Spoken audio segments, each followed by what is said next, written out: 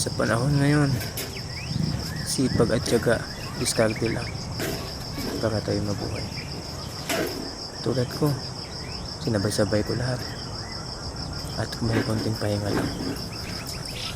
Sa sobrang mahal ng mga bilihin, sa mga materyales ngayon, sa mga labor,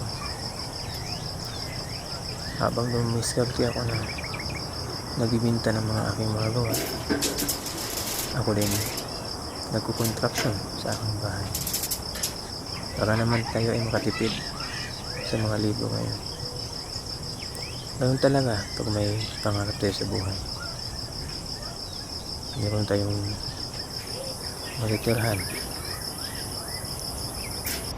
na hindi na tayo maulanan at maiinitan. Kaya sipag lang at tiyaga, makakamit natin ang ating pangarap. Diskarte at magplano kung anong tama at anong dapat. Tulad ko, kahit mag-isa lang ako niyan, pero ginagamitan ko ng lakas, 1% daang lakas na hiniram ko pa kay Taguro. At maraming salamat po sa panonood at pag-share ng aking video at sumusuporta sa amin. Maraming salamat sa lahat at thank you for watching. Sana ay i-follow at share niyo po.